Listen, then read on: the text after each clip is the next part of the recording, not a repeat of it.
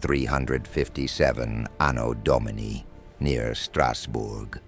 The Rhine frontier was trembling. Across the fields, the horns of the Germanic tribes echoed like a warning. Warriors of the Alamanni had gathered near the old Roman city of Argentoratum, modern Strasbourg, ready to challenge the empire that had dominated Europe for centuries. On one side stood the Germanic tribes, confident, aggressive, and led by powerful kings who believed Rome was no longer the monster it used to be. On the other side stood a young Roman Caesar named Julian. He was not supposed to be the savior of Gaul. He was known for philosophy, books, and imperial politics, not for battlefield glory. But now, with the frontier burning and Roman authority collapsing, Julian had to prove something terrifyingly simple. Rome was wounded, but not dead. And near Strasbourg, he would face one of the most dangerous tests of his life. How did a young Roman commander defeat a larger Germanic force and restore fear of Rome along the Rhine? The crisis of Roman Gaul. By the middle of the 4th century, the Roman Empire was still enormous, but it was no longer calm. Its borders were under pressure, its armies were stretched, its politics were deadly. The Rhine was one of the most important frontiers in the Western Empire. On one side were Roman cities, roads, forts, taxes, and imperial law.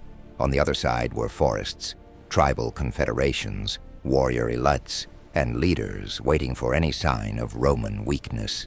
And weakness had appeared. Civil war had damaged Roman power. Forts along the Rhine had been attacked or abandoned. Germanic groups, especially the Alamanni and Franks, crossed into Gaul, raided territory, threatened cities, and tested how far Rome could be pushed. This was not just border violence. It was a question. Could Rome still defend Gaul? Or had the empire become too divided to protect one of its richest provinces? Julian arrives. Into this crisis came Julian.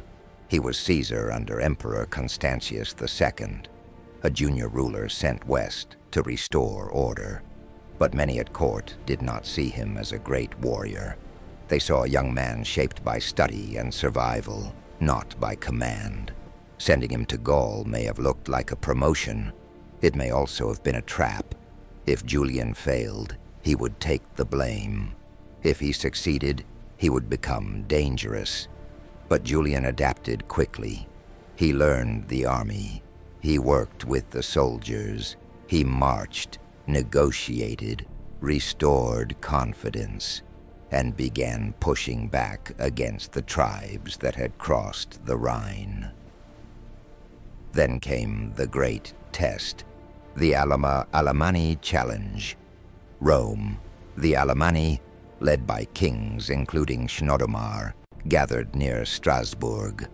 Chnodomar was no ordinary raider.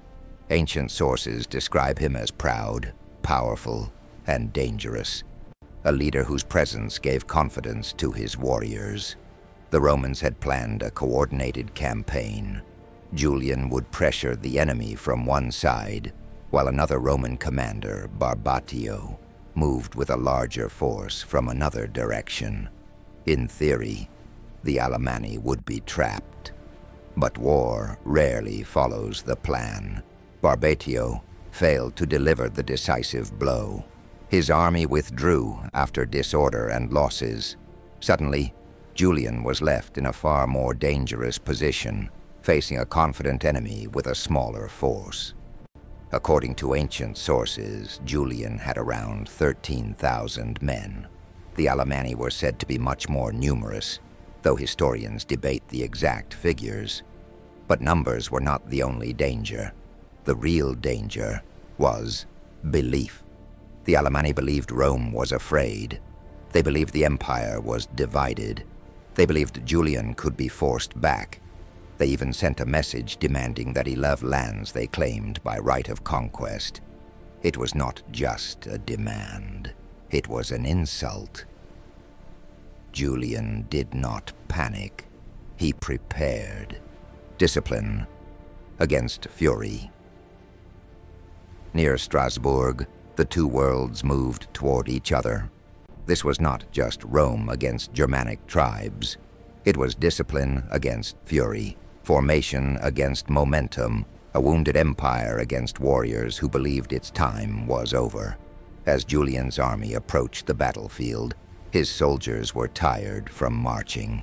Julian reportedly wanted to delay the fight until the next day. From a commander's perspective, that made sense. Rest the men, build camp, eat, sleep, fight in the morning. But the soldiers saw the enemy and demanded battle. This was a dangerous moment. If Julian refused, he might look afraid. If he accepted, he would fight with tired men against a confident force. Leadership often means choosing between two bad options. Julian chose to fight. The battle begins. The Romans formed their line. Infantry stood at the center. Cavalry guarded the flanks. Standards rose above the dust. Across the field, the Alamanni prepared for the attack. Their warriors demanded that their kings fight on foot beside them. This showed courage. It strengthened morale, but it also limited command.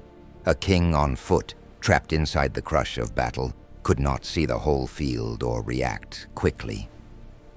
Julian remained mobile. That difference would matter. The battle began with pressure on the Roman right. The Alamanni struck hard.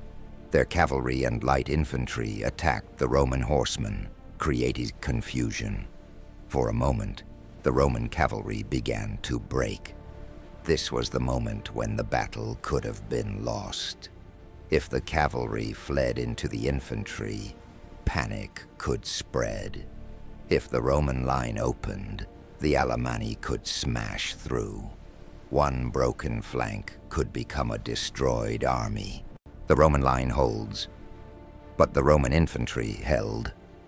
Shield beside shield, they absorbed the shock. Julian rode toward the crisis and helped restore order. The Roman right had bent, but it had not collapsed. Now the battle became exactly what Rome needed it to become. A test of discipline. The Alamanni threw themselves against the Roman infantry. They came with strength, courage, and confidence. They expected the Romans to break.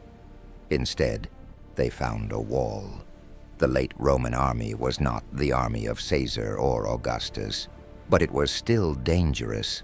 Its infantry could still hold formation. Its soldiers still understood the value of order, spacing, shields, and controlled violence. The Alamanni had momentum. The Romans had structure. The longer the Roman line held, the worse the situation became for the attackers. Fury is powerful at the beginning of a battle. Discipline is powerful after the beginning. The turning point. The Germanic assault pressed hard against the Roman center. At one point, the fighting became extremely dangerous. If the center broke, Julian's army could be split apart. But the Roman units held their ground. They did not win because they were fearless.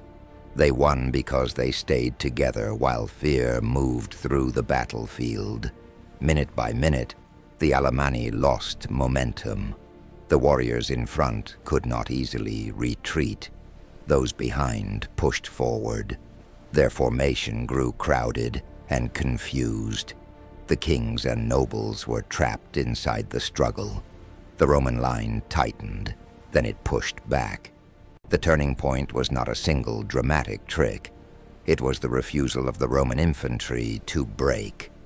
That was Julian's real weapon.